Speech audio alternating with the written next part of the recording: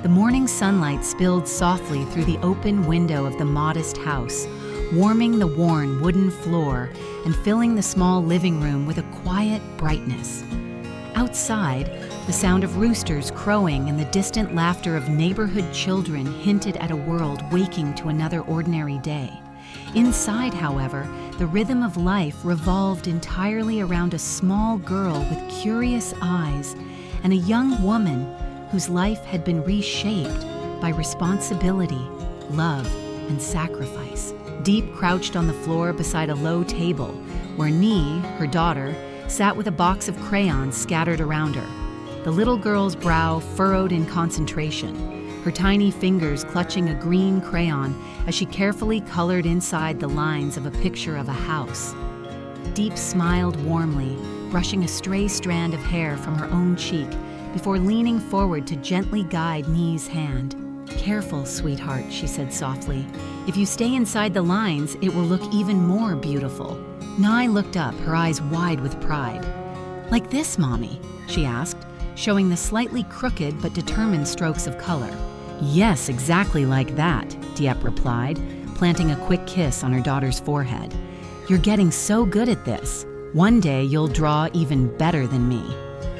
The little girl giggled, basking in the praise.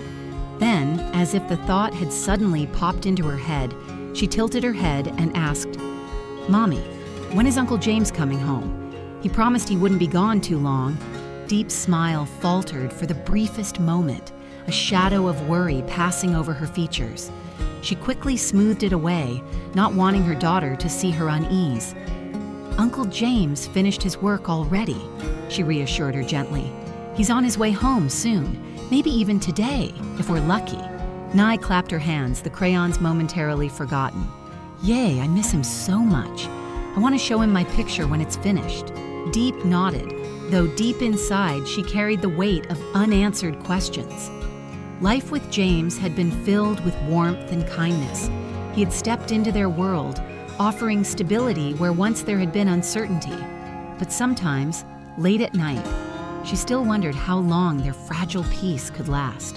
Hours later, just as the afternoon sun was beginning to dip, the sound of footsteps echoed in the courtyard. Nee, sitting by the window, perked up instantly. "Mommy, Mommy, it's Uncle James!" she squealed, rushing toward the door. Diep's heart skipped a beat. She rose quickly, smoothing her simple blouse, trying to calm the sudden rush of emotion that surged through her chest. And there he was, James, standing at the doorway, his figure tired yet strong, a faint smile spreading across his face as his eyes fell upon the small family waiting inside. "I couldn't stay away any longer," he said, his voice thick with longing. 400 kilometers felt like 4,000 without you two. Before Diep could answer, Nee had already flung herself into his arms, laughing with pure delight.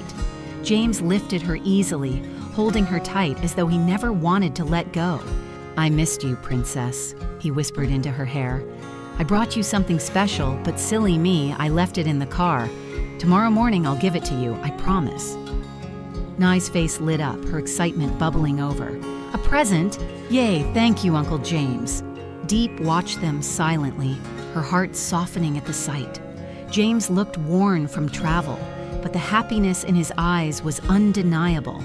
He set Nee down gently and stepped toward Diep, his hand brushing hers in a quiet greeting that spoke more than words. That evening, the family gathered around the small wooden dining table. The meal was simple yet comforting. Bowls of rice, stir-fried vegetables, and a savory soup that Diep had prepared earlier. The aroma filled the room, wrapping them in a sense of home that no luxury could ever match. James ate heartily, showering Diep with compliments between mouthfuls. "You always cook better than any restaurant," he said with a grin. "I could eat like this every day for the rest of my life and never get tired of it." Diep blushed slightly, ducking her head. "It's nothing special, just the usual dishes." But James shook his head firmly. "No, it's not just food, it's love. I can taste it in every bite." Nye, oblivious to the depth of their exchange, giggled as she tried to balance a piece of meat on her spoon. "Uncle James, you're silly," she said, making both adults laugh. Halfway through the meal, James' phone buzzed. He excused himself to answer, and Diep overheard snippets of his conversation with his mother. He reassured her that business was going well, that contracts had been signed, and that there was nothing to worry about. When he returned to the table, he seemed lighter, his earlier tension gone. "I have good news," he announced. "In 2 days, we'll be moving into our new house. It's almost ready. And Diep," he turned to her with a smile, "I made sure to design a proper kitchen this time. Spacious, bright, and everything you need. You deserve to cook in a place that makes you happy." Diep's eyes widened, caught between surprise and gratitude. She reached for his hand under the table, squeezing it gently. "Thank you," she whispered. James squeezed back, his gaze steady and full of unspoken promises. That night, after Nee had fallen asleep clutching her half-finished drawing, Diep and James sat quietly in the living room. The hum of crickets drifted in through the open window, blending with the soft rustle of the night breeze. James leaned back, exhaustion written in the lines of his face, but his eyes never left Diep. "I've missed this," he said softly. "Coming home, seeing you here, hearing Nye's laughter. It makes everything I do out there worth it." Diep looked away, her fingers tightening around the edge of her shawl. "Sometimes I worry," she admitted, "about the future, about everything." James reached out, lifting her chin so their eyes met. "Don't. As long as I'm here, you'll never have to face anything alone." For a moment, silence stretched between them, filled only with the quiet strength of his words. Then Diep nodded, leaning into his embrace, allowing herself, just for tonight, to believe that their fragile world could hold. This was only the beginning. Tomorrow would bring questions, revelations, and choices that could alter their lives forever. But for now, beneath the roof of their small but loving home, Diep, James, and little Nye clung to the warmth of togetherness, unaware of the storm of truth waiting just beyond the horizon. The house was quiet after dinner, save for the gentle creak of the wooden beams as the night wind brushed against the walls. Nee was fast asleep in her small bed, her tiny chest rising and falling in rhythm with dreams that only children knew. Diep sat at the edge of the bed for a long while, watching her daughter's peaceful face illuminated by the soft glow of a bedside lamp. She brushed a kiss across the little girl's forehead, her heart aching with a mixture of tenderness and dread. When she finally slipped back into the living room, James was there, scrolling absently through his phone. He looked up immediately, his eyes softening when they met hers. "She's asleep," Diep nodded, though her lips pressed together as though holding back a flood of words. James noticed instantly, the slight tension in her shoulders, the way her fingers twisted nervously in her lap when she sat down beside him. "What's wrong?" he asked quietly. "You've been on edge all evening." Diep inhaled sharply, her chest rising and falling as she gathered the courage to speak. "James, today, while you were gone, someone came to see me." His brows furrowed. "Who?" "A woman," Diep whispered. She said she's Nay's grandmother, her real grandmother." The words fell like stones between them. James blinked, certain he'd misheard. "What do you mean? Her grandmother? That doesn't make sense." "She claimed," Diep continued, her voice trembling, "that Nee is her son's daughter. She said she has papers, that she's already started the process to claim her back. She demanded that I give Nie up. Silence swelled, heavy and suffocating. James set his phone down slowly, his hand tightening into a fist against his knee. Are you sure she wasn't mistaken? Or lying? Diep shook her head helplessly. She seemed certain, too certain, and she looked at Nie like she'd found a lost treasure. James exhaled, dragging a hand over his face. His heart pounded, not with fear for himself, but for the fragile woman beside him. Diep, listen to me, he said firmly. We can't panic yet. People say things all the time. We need to verify if what she said is true. I'll talk to Thand. He has connections. He can help us confirm. Diep's eyes brimmed with tears. But what if she's telling the truth? What if they take Nie away from us? James reached across, pulling her trembling hands into his. Nie is our daughter, he said, each word deliberate, strong. Blood or not, she is ours. But he hesitated, his jaw tightening as he forced himself to continue. If this woman truly is her grandmother, and if Nie has family who loves her and can give her more than we can, grandparents, uncles, cousins, then maybe letting her go would be an act of love too. Diep recoiled as though struck. You can't mean that. His gaze softened, though his words did not falter. I don't want to lose her, Diep. God knows I don't. But love isn't about holding on at all costs. Sometimes it's about giving someone the life they deserve, even if it breaks us. Tears spilled down her cheeks and her voice cracked. She is my whole world, James. How can I wake up each morning without her? How can I let her go, after everything we've been through? James pulled her into his arms, holding her as tightly as if the embrace alone could shield her from reality. I know, sweetheart, and I promise you, whatever happens, I won't let anyone hurt you. I won't let anyone take her away by force. But if it turns out that returning to her family is what's truly best for her, then we'll have to find the strength to do it.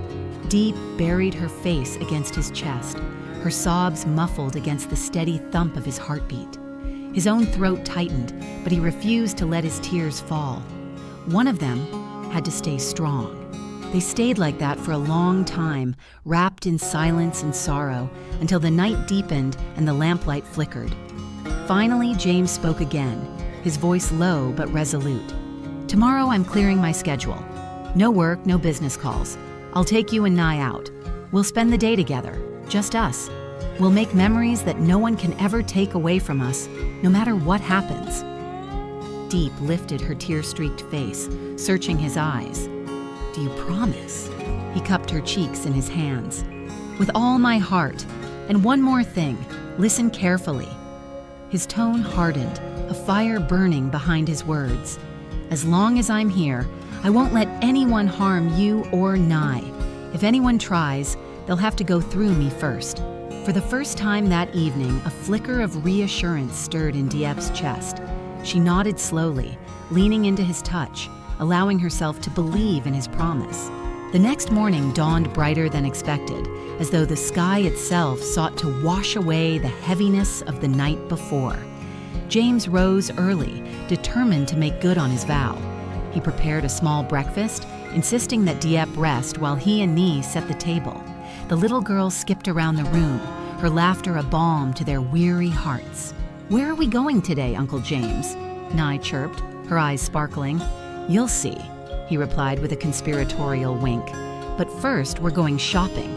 A princess like you needs new clothes for an adventure. Nie squealed with delight, and Diep, watching from the doorway, felt her lips curve into a smile, despite the lingering ache inside her. For today, at least, they could pretend the world outside did not exist. They set out together, hand in hand, stepping into the sunlight as a family determined to savor every moment, even under the shadow of uncertainty. The morning sun bathed the streets in a soft golden glow as James, Diep, and little Nie stepped out together. The city was already alive with chatter, the sound of motorbikes humming past, vendors calling out from their stalls, and the faint smell of freshly baked bread drifting through the air. James held Nay's hand firmly while Diep walked beside them, her face half hidden beneath a straw hat. "Where are we going first, Uncle James?" Nay asked, her eyes sparkling with curiosity. James crouched down, grinning. "First stop, the market. You and Mommy need new clothes for today's adventure, and maybe, just maybe, a surprise or two." Nay clapped her hands, excitement bubbling out of her like champagne. The shopping adventure. The boutique they entered was modest but warm, filled with racks of brightly colored dresses and neatly folded shirts. Nay darted between the aisles, her tiny fingers brushing against the fabrics as though she were a queen choosing gowns for a royal ball. Diep followed at a slower pace, her eyes lingering on the price tags. James noticed, of course. He always did. "Don't worry about the cost," he whispered to her as he lifted a frilly pink dress off the rack. "Today isn't about money. It's about giving her the best memories we can." Diep's lips parted to protest, but she swallowed it back, watching as James held the dress against Nay. "What do you think, Princess?" Nay twirled on the spot, giggling. "It's beautiful, but can I try that one too?" She pointed at a soft lavender dress, its hem lined with lace. Soon, the fitting room turned into a stage of laughter. James clapped dramatically each time Nay stepped out in a new outfit, while Diep tried not to cry at how fast her little girl seemed to be growing. In the end, Nay left with two dresses, the pink and the lavender, while Diep, after much coaxing, accepted a simple but elegant white blouse James had chosen for her. "You deserve something too," he told her firmly, "not just Nay, the playground of joy." From the shop, they went straight to the park. The air smelled of grass warmed by the sun, and children's laughter floated around like music. Nay's eyes widened as she spotted the colorful playground ahead. "Uncle James, can I go? Please, please, please?" "Of course," James chuckled, lifting her onto the seesaw. He pressed down gently on his side, sending her soaring up with a delighted squeal. Diep watched from the bench, her heart caught in a strange mixture of joy and sorrow. For a few hours, she allowed herself to believe nothing would ever take this away. They moved from the seesaw to the slide, then to the swings, where James pushed Nay higher and higher until her laughter rang out across the park. Other parents smiled, watching the tall man so completely immersed in the child's happiness. Diep leaned back, her hands folded in her lap, and whispered to herself, "Please, God, let me keep this, just a little longer." The art of memories. After running and playing until their cheeks glowed pink, Nay tugged on James' sleeve, pointing to a corner stall where children sat painting small ceramic figurines. "Can we paint too?" she asked eagerly.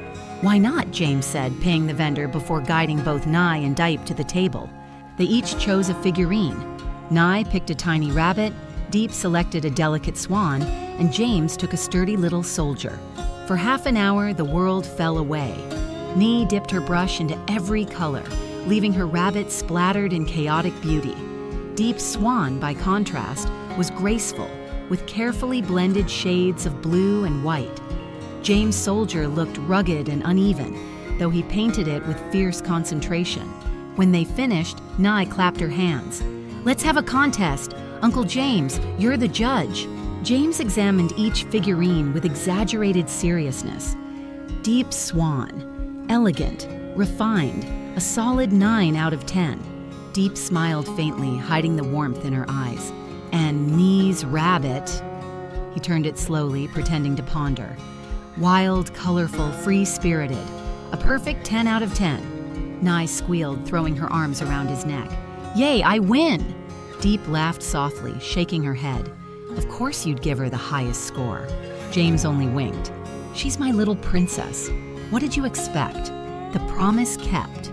As the sun dipped lower, painting the sky with streaks of orange and purple, James took their hands and led them toward the car. "Before we go home," he said, "there's one last stop." They pulled into a small toy shop where James disappeared inside, while Diep and Nay waited in the car. Minutes later, he returned, a large, carefully wrapped box in his arms. Nay's eyes grew wide. "Is that for me?" James knelt down, placing the box in her lap. "Do you remember what I promised you yesterday?" Her fingers trembled as she tore away the wrapping. Inside lay a beautiful princess doll, complete with a shimmering gown and a tiny crown. Nye gasped, hugging it tightly against her chest. "It's perfect. Thank you, Uncle James. Thank you." She threw her arms around his neck again, pressing her cheek against his shoulder. James closed his eyes, breathing in the moment, committing it to memory. Diep stood nearby, tears slipping silently down her cheeks. She knew this day had been a gift, one that might never come again in the same way. But watching James and Nay together, she felt a fragile hope bloom inside her.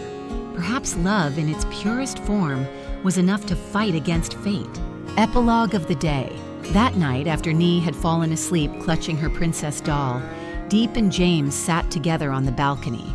The air was cool, carrying the scent of night-blooming jasmine. "She was so happy today," Diep whispered. James reached for her hand, intertwining their fingers. "That's all that matters. Whatever happens tomorrow, she'll remember today as the day she was the happiest girl in the world." Diep leaned against him, her heart both heavy and light. She didn't know what the future held, whether the woman who claimed to be Ney's grandmother would return, whether they would be forced to let go. But for now, in this fragile sliver of time, they were a family, and that was enough.